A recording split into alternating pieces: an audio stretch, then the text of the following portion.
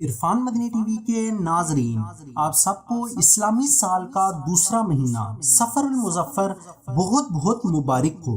اسی مناسبت سے ہم آج کے اس لائیو ویڈیو کلپ میں جو بیان لے کر حاضر ہوئے ہیں وہ ہے فیضان سفر المظفر، جس میں آپ جان سکیں گے کہ سفر المظفر کیسے گزاریں۔ سفر المظفر کی پہلی رات کے نوافل، ماہ سفر اور اسلامی تعلیمات، ماہ سفر میں پیش آنے والے چند تاریخی واقعات، ماہ سفر سے متعلق پھیلے بے بنیاد خیالات، بدشگونی کی صورتیں، اچھے اور برے شگون میں فرق، سفر کا آخری بدھ اور نحوست، بدشگونی کی تردید سے متعلق چند واقعات اور اللہ پر بھروسہ کرنے کی برکات۔ آئیے بیان کو شروع کرتے ہیں۔ بیان شروع کرنے سے پہلے اچھی نیتیں کر لیتا ہوں، اور آپ بھی بیان سننے سے پہلے اچھی نیتیں کر لیں کہ رضا الہی کے لیے شروع سے آخر تک بیان سنوں گا، توجہ کے ساتھ سنوں گا، جو سنوں گا اسے یاد رکھنے، اس پر عمل کرنے اور دوسروں کے ساتھ شیئر کرنے کی نیت کرتا ہوں۔ الحمدللہ رب العالمین والصلاة والسلام علی خاتم النبیین، اما بعد فاعوذ باللہ من الشیطان الرجیم، بسم اللہ الرحمن الرحیم، الصلاة والسلام علیک یا رسول اللہ وعلی آلک واصحابک یا حبیب اللہ، الصلاة والسلام علیک یا نبی اللہ وعلی آلک واصحابک یا نور اللہ۔ اعتکاف کی نیت فرما لیجئے۔ نویت سنت الاعتکاف، میں نے سنت اعتکاف کی نیت کی۔ درود پاک کی فضیلت، امتیوں پر مہربان محبوب رحمان راحت دل و جان صلی اللہ علیہ وسلم کا فرمان عالی شان ہے، بے شک اللہ پاک نے ایک فرشتہ میری قبر پر مقرر فرمایا ہے جسے تمام مخلوق کی آوازیں سننے کی طاقت دی ہے، پس قیامت تک جو کوئی مجھ پر درود پاک پڑھتا ہے تو وہ مجھے اس کا اور اس کے باپ کا نام پیش کرتا ہے، کہتا ہے فلاں بن فلاں نے آپ پر اس وقت درود پاک پڑھا ہے، صلو علی الحبیب صلی اللہ تعالی علی محمد۔ بدشگونی لینا میرا وہم تھا۔ ایک شخص کا بیان ہے، ایک مرتبہ میں اتنا محتاج ہو گیا کہ بھوک مٹانے کے لیے مٹی کھانی پڑی، مگر پھر بھی بھوک ستاتی رہی۔ میں نے سوچا کاش کوئی ایسا شخص مل جائے جو مجھے کھانا کھلا دے۔ چنانچہ میں ایک ایسے شخص کی تلاش میں ایران کے شہر اہواز کی طرف روانہ ہوا، حالانکہ وہاں میرا کوئی جاننے والا نہ تھا۔ جب میں دریا کے کنارے پہنچا تو وہاں کوئی کشتی موجود نہیں تھی۔ میں نے اسے بدفعلی یعنی بدشگونی جانا۔ پھر مجھے ایک کشتی نظر آئی مگر اس میں سوراخ تھا، یہ دوسری بدفعلی ہوئی۔ میں نے کشتی کے ملاح کا نام پوچھا تو اس نے دیوزادہ بتایا، جسے عربی میں شیطان کہا جاتا ہے، یہ تیسری بدفعلی تھی۔ بہرحال میں اس کشتی پر سوار ہو گیا۔ جب دریا کے دوسرے کنارے پر پہنچا تو میں نے آواز لگائی، اے بوجھ اٹھانے والے مزدور، میرا سامان لے چلو۔ اس وقت میرے پاس ایک پرانا لحاف اور کچھ ضروری سامان تھا۔ جس مزدور نے مجھے جواب دیا وہ ایک آنکھ والا یعنی کانا تھا۔ میں نے کہا یہ چوتھی بدفعلی ہے۔ میرے دل میں آیا کہ یہاں سے واپس لوٹ جانے میں ہی عافیت ہے، لیکن پھر مجھے اپنی حاجت کو یاد کر کے واپسی کا ارادہ چھوڑ دیا۔ جب میں مسافر خانے پہنچا اور ابھی یہ سوچ رہا تھا کہ کیا کروں کہ اتنے میں کسی نے دروازہ کھٹکھٹایا۔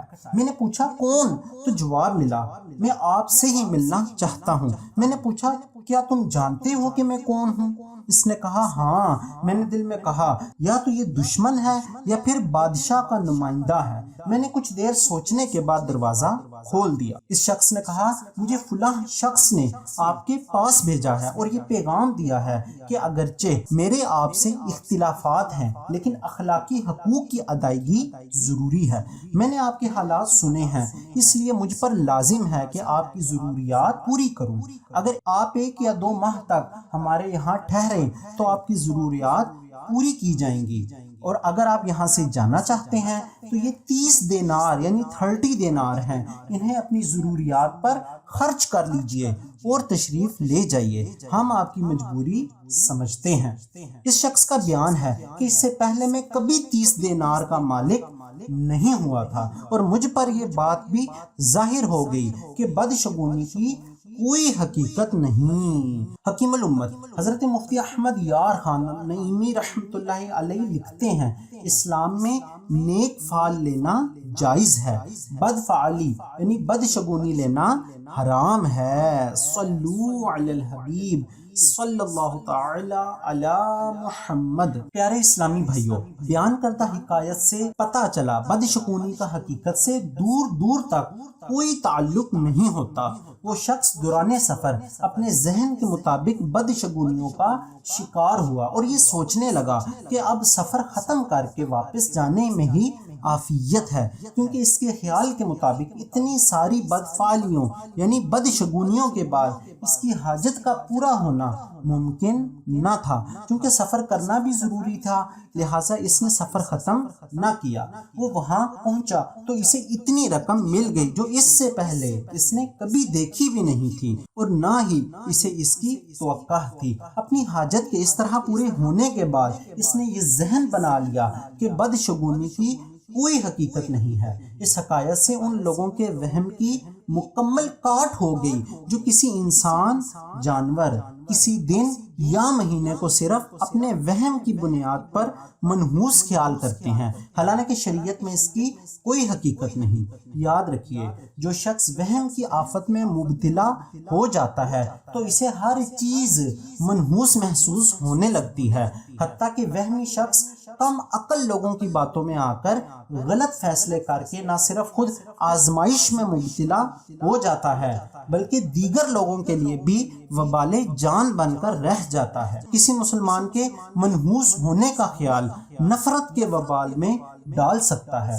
منحوس ہونے کا وہم شیطان کا وہ ہتھیار ہے جو مسلمانوں کو آپس میں لڑائی جھگڑے کروا کر چین و سکون کی بربادی کا سبب بن جاتا ہے۔ یہ بات اچھی طرح ذہن نشین کر لیجئے کہ کسی شخص، جگہ، چیز یا وقت کو منحوس جاننے کا اسلام میں کوئی تصور یعنی کنسپٹ نہیں، یہ صرف وہمی خیالات ہوتے ہیں۔ جیسے کہ اعلیٰ حضرت امام اہل سنت مولانا شاہ احمد رضا خان رحمۃ اللہ علیہ سے سوال کیا گیا۔ ایک شخص کے متعلق مشہور ہے کہ اگر صبح کو اس کی منحوس صورت دیکھ لی جائے یا کہیں کام کو جاتے ہوئے یہ سامنے آ جائے تو ضرور کچھ نہ کچھ دقت یعنی مشکل اور پریشانی اٹھانی پڑے گی، اور چاہے کیسا ہی یقینی طور پر کام ہو جانے کا وثوق یعنی اعتماد اور بھروسہ ہو، لیکن ان کا خیال ہے کہ کچھ نہ کچھ ضرور رکاوٹ اور پریشانی ہوگی۔ چنانچہ ان لوگوں کو ان کے خیال کے مناسب ہر بار تجربہ ہوتا رہتا ہے، اور وہ لوگ برابر اس امر یعنی بات کا خیال رکھتے ہیں کہ اگر کہیں جاتے ہوئے اس سے سامنا ہو جائے تو مکان پر واپس آ جاتے ہیں، اور تھوڑی دیر بعد معلوم کر کے کہ وہ منحوس سامنے تو نہیں ہے اپنے کام کے لیے جاتے ہیں۔ اب سوال یہ ہے کہ ان لوگوں کا یہ عقیدہ اور طرز عمل کیسا ہے؟ کوئی قباحت شرعیہ یعنی شرعی طور پر برا تو نہیں؟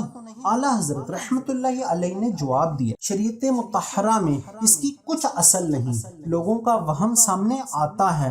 شریعت میں حکم ہے یعنی جب کوئی شگون بد یعنی برا شگون گمان میں آئے تو اس پر عمل نہ کرو۔ مسلمانوں کو ایسی جگہ چاہیے کہ وہ یہ پڑھیں یعنی اللہ پاک نہیں ہے کوئی برائی مگر صرف تیری طرف سے، اور نہیں ہے کوئی بھلائی مگر تیری طرف سے، اور تیرے سوا کوئی معبود نہیں۔ یہ پڑھ لے اور اپنے رب کریم پر بھروسہ کر کے اپنے کام کو چلا جائے، ہرگز نہ رکے نہ واپس آئے۔ الحمدللہ اس معاملے میں ہمارے بزرگان دین کی زندگی ہمارے لیے پیروی کے لائق ہے۔ یہ حضرات کسی مخصوص شخص، جگہ، وقت یا چیز کو اپنے لیے منحوس خیال کر کے بدشگونی لینے یا ستاروں کے ذائچوں پر یقین رکھنے کی بجائے رب کریم کی ذات پر کامل یقین رکھتے تھے۔ آئیے اس ضمن میں دو ایمان افروز حکایات سنتے ہیں۔ چنانچہ مسلمانوں کے چوتھے خلیفہ حضرت علی المرتضی رضی اللہ تعالی عنہ نے جب خارجیوں سے جنگ کے لیے سفر کا ارادہ کیا تو ایک نجومی یعنی ایسٹرولوجر رکاوٹ بنا اور کہنے لگا، اے امیر المؤمنین آپ تشریف نہ لے جائیے۔ حضرت علی رضی اللہ تعالی عنہ نے وجہ پوچھی تو اس نے کہا، اس وقت چاند اقرب یعنی آسمانوں کے برجوں میں سے ایک برج میں ہے، اگر آپ اس وقت تشریف لے گئے تو آپ کو شکست ہو جائے گی۔ یہ سن کر حضرت علی رضی اللہ تعالی عنہ نے جواب دیا، نبی کریم صلی اللہ علیہ وسلم اور حضرات صدیق و عمر رضی اللہ تعالی عنہما نجومیوں پر اعتقاد نہیں رکھتے تھے، میں اللہ پاک پر بھروسہ کرتے ہوئے اور تمہاری بات کو جھوٹا ثابت کرنے کے لیے ضرور سفر کروں گا۔ پھر آپ رضی اللہ تعالیٰ عنہ اس سفر پر روانہ ہو گئے۔ اللہ پاک نے آپ رضی اللہ تعالیٰ عنہ کو رسول کریم محبوب رب عظیم صلی اللہ علیہ وسلم کی حیات ظاہری کے بعد سب سے زیادہ برکت اس سفر میں عطا فرمائی، حتیٰ کہ تمام دشمنوں کو شکست ہوئی اور امیر المؤمنین حضرت علی رضی اللہ تعالیٰ عنہ فتح کے ساتھ خوشی خوشی واپس تشریف لے آئے۔ امیر المؤمنین حضرت عمر بن عبد العزیز رحمۃ اللہ علیہ کے غلام حضرت مزاحم کا بیان ہے، جب ہم مدینہ طیبہ سے نکلے تو میں نے دیکھا کہ چاند دبران میں ہے۔ میں نے ان سے کہنا تو مناسب نہ سمجھا، بلکہ یہ کہا، ذرا چاند کی طرف نظر فرمائیے، کتنا خوبصورت یعنی بیوٹیفل نظر آتا ہے۔ آپ رحمۃ اللہ علیہ نے دیکھا تو چاند دبران میں تھا۔ فرمایا، شاید تم مجھے یہ بتانا چاہتے ہو کہ چاند دبران میں ہے۔ مزاحم، ہم چاند سورج کے ساتھ نہیں بلکہ اللہ پاک واحد و قہار کے حکم و مشیت کے ساتھ نکلتے ہیں۔ پیارے اسلامی بھائیوں، یاد رکھیے دبران چاند کی ایک منزل کا نام ہے۔ اس وقت چاند ثریا اور جوزہ کے درمیان ہوتا ہے۔ عرب میں نجومیوں کا یہ وہم تھا کہ یہ ساعت منحوس ہوتی ہے۔ حضرت مزاحم کا اشارہ اسی طرف تھا، لہٰذا حضرت عمر بن عبد العزیز رحمۃ اللہ علیہ نے اللہ پاک پر توکل کا درس دے کر ان کے اس وہم اور بدشگونی کو رد کر دیا۔ معلوم ہوا اللہ والے نجومیوں پر اعتماد نہیں کرتے، اللہ والے چاند ستاروں کی تاثیر کو نہیں مانتے، اللہ والے بدفعالی نہیں لیتے، اللہ والے بدشگونی کی حقیقت کو تسلیم نہیں کرتے، اللہ والے چاند ستاروں کی تاثیر ماننے والوں کی اصلاح کرتے ہیں، اللہ والے اللہ پاک کی ذات پر کامل بھروسہ رکھتے ہیں۔ لہٰذا ہمیں چاہیے کہ ہم بھی ان بزرگوں کے نقش قدم پر چلتے ہوئے وہم و بدشگونی، چاند ستاروں کی تاثیر اور نجومیوں پر اعتماد کرنے کی بجائے صرف اللہ پاک کی ذات پر بھروسہ کرنا سیکھیں، کیونکہ جو اللہ پاک پر بھروسہ کرتا ہے وہ ہمیشہ خوش رہتا ہے، جو اللہ پاک پر بھروسہ کرتا ہے وہ سکون و اطمینان سے زندگی گزارتا ہے، جو اللہ پاک پر بھروسہ کرتا ہے اس کے کام سنور جاتے ہیں، جو اللہ پاک پر بھروسہ کرتا ہے اس کے قدم کبھی نہیں ڈگمگاتے، جو اللہ پاک پر بھروسہ کرتا ہے اس کو مشکل ترین صورتحال میں بھی صبر کرنا آ جاتا ہے، جو اللہ پاک پر بھروسہ کرتا ہے اللہ پاک اس سے راضی ہو جاتا ہے، جو اللہ پاک پر بھروسہ کرتا ہے کامیابی اس کی قدم چومتی ہے، جو اللہ پاک پر بھروسہ کرتا ہے وہ ترقیوں کی منازل طے کرتا چلا جاتا ہے، جو اللہ پاک پر بھروسہ کرتا ہے تو دنیا کی کوئی طاقت اس کا کچھ نہیں بگاڑ سکتی، جو اللہ پاک پر بھروسہ کرتا ہے وہ شیطان کے دھوکے سے بچ نکلنے میں کامیاب ہو جاتا ہے، جو اللہ پاک پر بھروسہ کرتا ہے وہ بہت ساری بھلائیاں سمیٹنے میں کامیاب ہو جاتا ہے، جو اللہ پاک پر بھروسہ کرتا ہے وہ دنیا والوں کے آگے جھکنے سے بچ جاتا ہے، جو اللہ پاک پر بھروسہ کرتا ہے وہ بدشگونی جیسی برائیوں میں کبھی بھی مبتلا نہیں ہوتا، جو اللہ پاک پر بھروسہ کرتا ہے اس کے لیے غیب سے روزی کا انتظام ہو جاتا ہے۔ آئیے اس زمن میں ایک ایمان افروز حکایت سنتے ہیں، چنانچہ منقول ہے مسجد حرام شریف میں ایک عبادت گزار شخص رات بھر عبادت میں مشغول رہا کرتا، دن کو روزہ رکھتا، روزانہ شام کو ایک شخص اسے 2 روٹیاں دے جاتا، اس سے افطار کر لیتا اور پھر دوسرے دن کے لیے عبادت میں لگ جاتا۔ ایک روز اس کے دل میں خیال آیا کہ یہ کیسا توکل ہے، میں تو ایک انسان کی دی ہوئی روٹی پر بھروسہ کر کے بیٹھا ہوں اور مخلوق کو رزق دینے والے اللہ پاک پر بھروسہ نہیں کیا۔ شام کو جب روٹیاں لے کر آنے والا آیا تو اس عبادت گزار شخص نے واپس کر دی۔ بھوک کی حالت میں 3 روز گزر گئے۔ جب بھوک کا غلبہ ہوا تو اپنے رب کریم سے فریاد کی۔ رات کو خواب میں دیکھا کہ وہ اللہ پاک کی بارگاہ میں حاضر ہے۔ اللہ پاک نے فرمایا، میں اپنے بندے کے ذریعے جو کچھ بھیجتا تو نے اسے کیوں لٹا دیا؟ عبادت گزار شخص نے عرض کی، مولا میرے دل میں خیال آیا ہے تیرے سوا دوسرے پر بھروسہ کر بیٹھا ہوں۔ رب کریم نے فرمایا، وہ روٹیاں کون بھیجا کرتا تھا؟ عبادت گزار شخص نے عرض کی، یا اللہ تو ہی بھیجنے والا ہے، حکم ہوا اب میں بھیجوں تو واپس نہ لوٹانا۔ اسی خواب کے دوران دیکھا کہ روٹیاں لانے والا شخص اللہ پاک کے دربار میں حاضر ہے۔ اللہ پاک نے اس سے پوچھا، تو نے اس عبادت گزار شخص کو روٹیاں دینی کیوں بند کر دی؟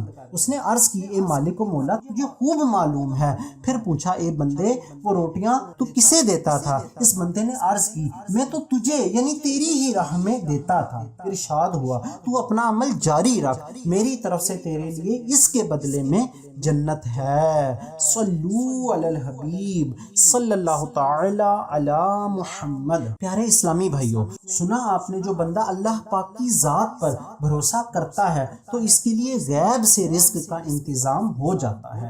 لہٰذا ہمیں بدشگونی سے بچتے ہوئے اللہ پاک کی ذات پر کامل بھروسہ کرنا چاہیے۔ افسوس، جیسے جیسے ہم زمانہ رسالت سے دور ہوتے جا رہے ہیں، ہمارا معاشرہ دن بہ دن برائیوں کی گہری کھائی میں گرتا چلا جا رہا ہے۔ بدشگونی کو ہی لے لیجئے کہ جس نے معاشرے کے ہر طبقے کو اپنی لپٹ میں لیا ہوا ہے۔ حیرت کی بات تو یہ ہے کہ بظاہر عقل مند نظر آنے والے لوگوں کے دامن کو بھی اس منحوس بدشگونی نے داغدار کر کے رکھا ہوا ہے۔ اب تو یہ ایک عالمی بیماری بن چکی ہے۔ مختلف ممالک میں رہنے والے مختلف لوگ مختلف چیزوں سے ایسی بدشگونیاں لیتے ہیں کہ انسان سن کر حیران رہ جاتا ہے۔ چنانچہ مکتبۃ المدینہ کی کتاب بدشگونی کے صفحہ نمبر 16 پر لکھا ہے، کبھی اندھے، لنگڑے اور ایک آنکھ والے اور معذور لوگوں سے، تو کبھی کسی خاص پرندے یا جانور کو دیکھ کر یا اس کی آواز کو سن کر بدشگونی کا شکار ہو جاتے ہیں۔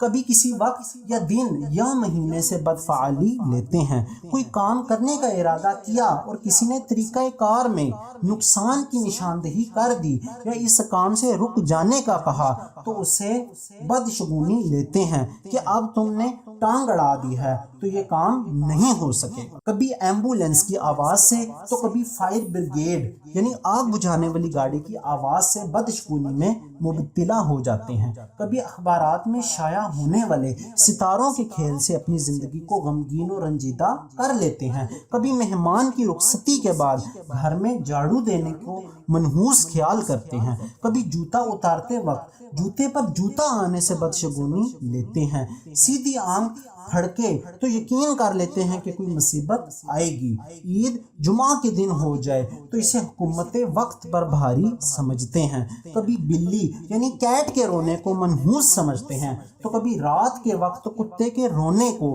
پہلا گاہک سودا لیے بغیر چلا جائے تو دکاندار اس سے بدشگونی لیتا ہے۔ نئی نویلی دلہن کے گھر آنے پر خاندان کا کوئی شخص فوت ہو جائے یا کسی عورت کی صرف بیٹیاں ہی پیدا ہوں تو اس پر منحوس ہونے کا لیبل لگ جاتا ہے۔ اگر کوئی عورت امید سے ہو تو میت کے قریب نہیں آنے دیتے کہ بچے پر برا اثر پڑے گا۔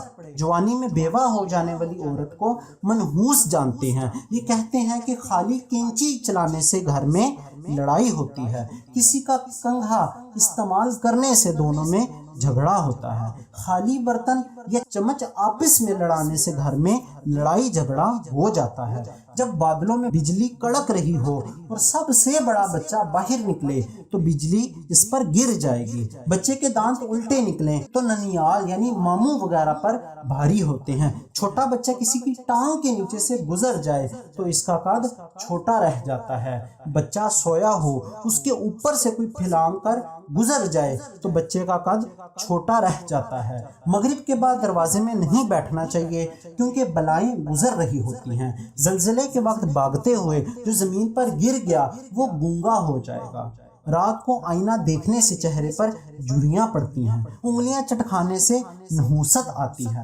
سورج گرہن کے وقت امید والی عورت چھری سے کوئی چیز نہ کاٹے کہ بچہ پیدا ہوگا تو اس کا ہاتھ یا پاؤں کٹا یا چرا ہوگا۔ نہ مولود یعنی نئے پیدا ہونے والے بچے کے کپڑے دھو کر نچوڑنے نہیں جاتے کہ اس سے بچے کے جسم میں درد ہوگا۔ کبھی نمبروں سے بدفعالی لیتے ہیں۔ مغرب کی اذان کے وقت تمام لائٹیں روشن کر دینی چاہیے ورنہ بلائیں اترتی ہیں وغیرہ۔ بیان کردہ بدشگونیوں کے علاوہ بھی مختلف معاشروں، قوموں، برادریوں میں مختلف بدشگونیاں پائی جاتی ہیں۔ اللہ پاک مسلمانوں کو بدشگونی کی بری آفت سے نجات دے اور نیک فعال لینے کی توفیق عطا فرمائے، آمین بجاہ نبی العامین صلی اللہ علیہ وسلم۔ پیارے اسلامی بھائیوں، بدشگونی اور اچھے شگون میں بنیادی فرق یہ ہے کہ بدشگونی لینا شرعاً ممنوع اور اچھا شگون لینا مستحب ہے۔ اچھا شگون لینا ہمارے مدنی سرکار صلی اللہ علیہ وسلم کا طریقہ ہے، جبکہ بدشگونی غیر مسلموں کا شیوا ہے۔ اچھا شگون لینے سے اللہ پاک کے رحم و کرم سے اچھائی اور بھلائی کی امید ہوتی ہے، جبکہ بدشگونی سے نا امیدی پیدا ہوتی ہے۔ نیک فعال سے دل کو اطمینان اور خوشی حاصل ہوتی ہے جو ہر کام کی جد و جہد اور تکمیل کے لیے ضروری ہے، جبکہ بدشگونی سے بلا وجہ رنج و شک پیدا ہو جاتا ہے۔ نیک فعالی انسان کو کامیابی، حرکت اور ترقی کی طرف لے جاتی ہے، جبکہ بدشگونی سے مایوسی، سستی اور کاہلی پیدا ہوتی ہے جو پستی کی طرف لے جاتی ہے۔ حکیم الامت حضرت مفتی احمد یار خان نعیمی رحمۃ اللہ علیہ فرماتے ہیں، نیک فعال لینا سنت ہے، اس میں اللہ پاک سے امید ہے، اور بد فعالی لینا ممنوع ہے کہ اس میں اللہ پاک سے نا امیدی ہے۔ امید اچھی ہے، نا امیدی بری۔ ہمیشہ اللہ پاک سے امید رکھو۔ صلو علی الحبیب صلی اللہ تعالی علی محمد۔ اے عاشقان رسول، برکتوں والا صفر المظفر اسلامی سال کا دوسرا مہینہ ہے۔ جس طرح دیگر مہینوں میں رب کریم کے فضل و کرم کی بارشیں ہوتی ہیں، اسی طرح اس مہینے میں بھی ہوتی ہیں، بلکہ اسے تو صفر المظفر یعنی کامیابی کا مہینہ کہا جاتا ہے۔ الحمدللہ، صفر المظفر کے اس مقدس اور بابرکت مہینے میں کئی عظیم الشان اور تاریخی واقعات رونما ہوئے ہیں۔ مثلا صفر المظفر کے مہینے میں ہجرت کے دوسرے سال امیر المؤمنین حضرت علی رضی اللہ تعالی عنہ اور خاتون جنت حضرت فاطمہ الزہرا رضی اللہ تعالی عنہما کی شادی خانہ آبادی ہوئی۔ صفر المظفر کے مہینے میں سیف اللہ حضرت خالد بن ولید، حضرت عمر بن عاص اور حضرت عثمان بن طلحہ رضی اللہ تعالی عنہم نے بارگاہ رسالت میں حاضر ہو کر اسلام قبول کیا۔ صفر المظفر کے مہینے میں مدائن یعنی جس میں کسرا کا محل تھا کی فتح ہوئی۔ صفر المظفر کے مہینے میں مسلمانوں کو فتح خیبر نصیب ہوئی۔ صفر المظفر کے مہینے میں امیر المؤمنین حضرت عمر فاروق اعظم رضی اللہ تعالی عنہ کے دور خلافت 16 ہجری میں حضرت سعد بن ابی وقاص رضی اللہ تعالی عنہ نے ایوانے یعنی محل کسرا میں جمعہ کی نماز ادا کی، اور یہ پہلا جمعہ تھا جو عراق کی مملکت میں پڑھا گیا۔ صفر المظفر کے مہینے میں سن 11 ہجری میں ہی جھوٹی نبوت کے دعوے دار اسود انسی کذاب سے مسلمانوں نے نجات پائی۔ پیارے اسلامی بھائیوں، سنا آپ نے صفر المظفر کتنا پیارا مہینہ ہے، اور اس مہینے میں کیسے کیسے عظیم الشان واقعات ہوئے۔ ذرا سوچئے، جس مقدس مہینے میں ایسے اہم واقعات ہوئے ہوں، وہ مہینہ کس طرح منحوس ہو سکتا ہے۔ افسوس، 100 کروڑ افسوس، علم دین سے دوری اور بری صحبت کے سبب لوگوں کی ایک تعداد صفر المظفر جیسے رونق اور بابرکت مہینے کو بھی مصیبتوں اور آفتوں کے اترنے کا مہینہ سمجھتی ہے۔ بالخصوص اس کے ابتدائی 13 تاریخوں کے بارے میں بہت سی خلاف شریعت باتیں مشہور ہیں۔ ماہ سفر کو بلائیں اترنے کا مہینہ سمجھتے ہوئے ابتدائی تاریخوں میں چنے یا گندم ابال کر نیاز دلوائی جاتی ہے۔ مخصوص تعداد میں سورہ مزمل کا ختم کروایا جاتا ہے، ساحل سمندر پر آٹے کی گولیاں بنا کر مچھلیوں کو ڈالی جاتی ہیں وغیرہ۔ ان سب باتوں کے پیچھے لوگوں کا ذہن بنا ہوتا ہے کہ ماہ سفر میں جو آفات و بلیات اترتی ہیں، ان کاموں کو کرنے سے یہ بلائیں ٹالے جاتی ہیں۔ یاد رہے، مصیبتیں و آزمائشیں اللہ پاک کی طرف سے آتی ہیں، ان کے لیے کوئی دن یا مہینہ مخصوص نہیں۔ جس کے حق میں جو آزمائش لکھی جا چکی ہے وہ اسے پہنچ کر رہتی ہے، اب چاہے سفر کا مہینہ ہو یا سال کے دیگر مہینے۔ یہ بات بھی ذہن نشین رہے کہ قرآن خوانی یا نیاز یا فاتحہ کرنا یا کروانا ایک مستحب کام ہے، اور ہر طرح کے رزق حلال پر ہر ماہ کی کسی بھی تاریخ کو کسی بھی وقت میں دلوائی جا سکتی ہے، لیکن صرف وہم کی بنیاد پر یہ سمجھ لینا کہ اگر 13 تیزی کی فاتحہ نہ دلوائی گئی اور چنے ابال کر تقسیم نہ کیے گئے تو گھر کے کمانے والے افراد کا روزگار متاثر ہوگا یا گھر والے کسی مصیبت کا شکار ہو جائیں گے، یہ نظریہ بے بنیاد اور بدشگونی پر دلالت کرتا ہے۔ سفر کا آخری بدھ اور نحوست۔ ماہ سفر المظفر کے آخری بدھ کو منحوس سمجھتے ہوئے کئی انداز اختیار کیے جاتے ہیں۔ مثلا اس دن لوگ اپنے کاروبار بند کر دیتے ہیں، سیر و تفریح یعنی انٹرٹینمنٹ کو شکار کو جاتے ہیں، پوریاں پکتے ہیں، نہاتے دھوتے خوشیاں مناتے ہیں، اور کہتے یہ ہیں کہ حضور اقدس صلی اللہ علیہ وسلم نے اس روز غسل صحت فرمایا تھا اور بیرون مدینہ طیبہ سیر کے لیے تشریف لے گئے تھے۔ یہ سب باتیں بے اصل ہیں، بلکہ ان دنوں میں حضور اقدس صلی اللہ علیہ وسلم کا مرض شدت کے ساتھ تھا، وہ باتیں خلاف واقعہ یعنی جھوٹی ہیں۔ بعض لوگ کہتے ہیں کہ اس روز بلائیں آتی ہیں اور طرح طرح کی باتیں کی جاتی ہیں، سب بے ثبوت ہیں۔ اعلیٰ حضرت امام اہل سنت مولانا شاہ احمد رضا خان رحمۃ اللہ علیہ سے ماہ سفر کے آخری بدھ کے بارے میں سوال کیا گیا۔ اس دن عورتیں بطور سفر شہر سے باہر جائیں اور قبروں پر نیاز وغیرہ دلائیں جائز ہے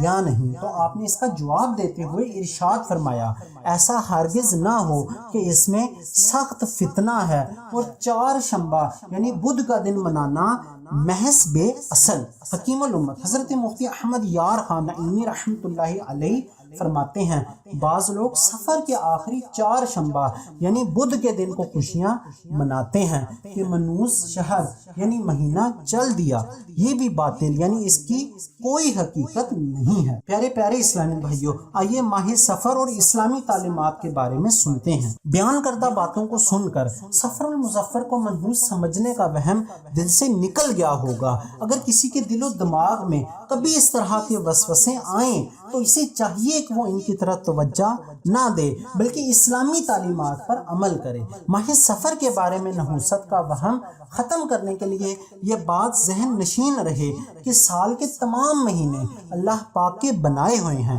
ان میں سے کوئی دن یا مہینہ ہرگز منحوس نہیں ہے۔ جس طرح دیگر مہینوں میں صبح و شام رحمت الہی کی بارشیں ہوتی ہیں، اسی طرح ماہ سفر کی ہر گھڑی رحمت بری ہے۔ البتہ اگر کوئی اس مہینے میں اللہ پاک کی نافرمانیوں میں مشغول رہے اور پھر کسی مصیبت میں گرفتار ہو جائے تو یہ اس کے گناہوں کی نحوست تو ہو سکتی ہے، مگر اس مہینے سے اس نحوست کا کوئی تعلق نہیں ہوگا۔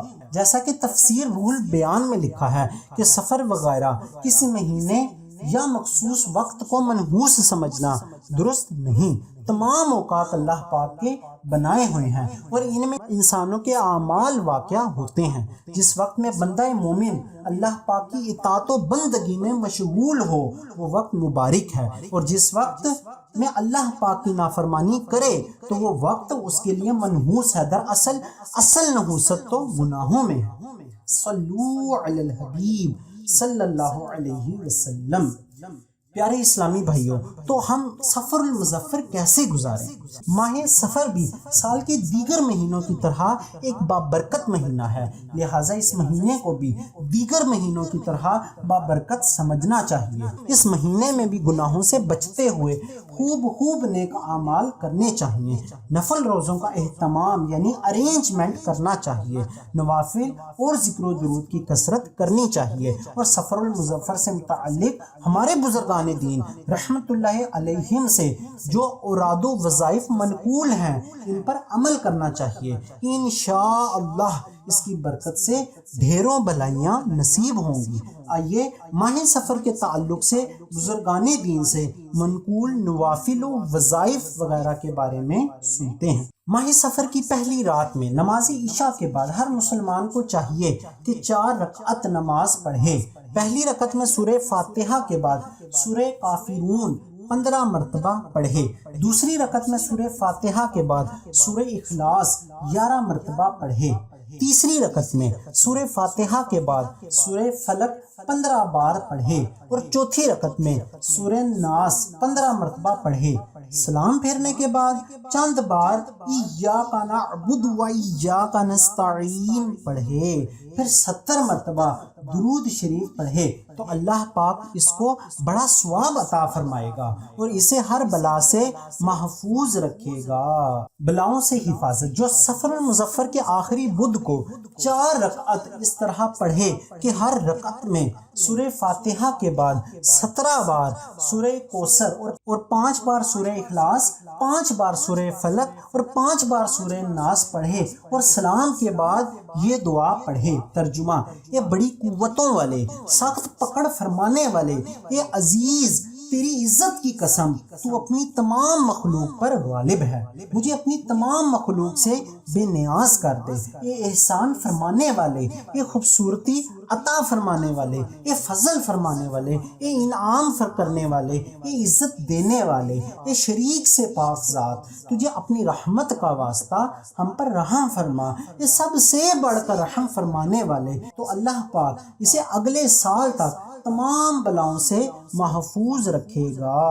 رزق میں برکت. جو کوئی ماہ سفر کے آخری بدھ کو سورہ علم نشرح، سورہ والتین اور سورہ نصر اور سورہ اخلاص 80 بار پڑھے اس مہینے کے ختم ہونے سے پہلے انشاءاللہ وہ غنی ہو جائے گا. اس کی عمر دراز کر دی جائے گی. امیر المؤمنین حضرت عمر فاروق اعظم رضی اللہ تعالی عنہ نے فرمایا: حج کرنے والا مغفرت یافتہ ہے اور حاجی ذوالحجۃ الحرام، محرم الحرام، سفر المظفر اور ربیع الاول کے 20 دنوں میں جس کے لیے استغفار کرے اس کی بھی مغفرت ہو جاتی ہے. صلو علی الحبیب صلی اللہ تعالی علی محمد. پیارے اسلامی بھائیوں، بیان کو اختتام کی طرف لاتے ہوئے سنت کی فضیلت اور چند آداب زندگی بیان کرنے کی سعادت حاصل کرتا ہوں. تاجدار رسالت شہنشاہ نبوت صلی اللہ علیہ وسلم نے فرمایا: جس نے میری سنت سے محبت کی اس نے مجھ سے محبت کی اور جس نے مجھ سے محبت کی وہ جنت میں میرے ساتھ ہوگا. 2 فرامین مصطفیٰ صلی اللہ علیہ وسلم ہیں. اللہ پاک کے نزدیک بہترین پڑوسی وہ ہے جو اپنے پڑوسی کا خیر خواہ ہو. نمبر 2، جس نے اپنے پڑوسی کو ایذا دی اس نے مجھے ایذا دی اور جس نے مجھے ایذا دی اس نے اللہ پاک کو ایذا دی. اے عاشقان رسول، نصیحت القاری میں ہے: پڑوسی کون ہے اس کو ہر شخص اپنے عرف اور معاملے سے سمجھتا ہے. امام محمد غزالی رحمۃ اللہ علیہ فرماتے ہیں: پڑوسی کے حقوق میں سے یہ بھی ہے کہ اسے سلام کرنے میں پہل کرے، اس سے طویل گفتگو نہ کرے، اس کے حالات کے بارے میں زیادہ پوچھ گچھ نہ کرے، وہ بیمار ہو تو اس کی مزاج پرسی کرے، مصیبت کے وقت اس کی غم خواری کرے اور اس کا ساتھ دے، خوشی کے موقع پر اسے مبارکباد دے اور اس کے ساتھ خوشی میں شرکت ظاہر کرے، اس کی لغزشوں سے درگزر کرے، چھت سے اس کے گھر میں نہ جھانکے، اس کے گھر کا راستہ تنگ نہ کرے، اس کے عیبوں پر پردہ ڈالے. اگر وہ کسی حادثے یا تکلیف کا شکار ہو تو فوری طور پر اس کی مدد کرے. جب وہ گھر میں موجود نہ ہو تو اس کے گھر کی حفاظت سے غفلت نہ برتے، اس کے خلاف کوئی بات نہ سنے اور اس کے اہل خانہ سے نگاہوں کو نیچی رکھے، اس کے بچوں سے نرم گفتگو کرے، اسے جن دینی یا دنیاوی امور کا علم نہ ہو ان کے بارے میں اس کی رہنمائی کرے. اللہ پاک ہمیں پڑوسیوں کے ساتھ اچھا سلوک کرنے کی توفیق عطا فرمائے. آمین بجاہ النبی الامین صلی اللہ تعالی علیہ وآلہ وسلم. اللہ ہی عز و جل سے دعا ہے کہ اللہ ہی عز و جل ہمیں اس مبارک مہینے کی بابرکت سعادتوں میں اپنی عبادات کرنے اور بدشگونیوں سے بچنے کی توفیق نصیب فرمائے، اور اس بیان کو سن کر اس پر عمل کرنے اور دوسروں تک اسے پہنچانے کی توفیق نصیب فرمائے۔ آمین بجاہ نبی العامین صلی اللہ تعالی علیہ وآلہ وسلم۔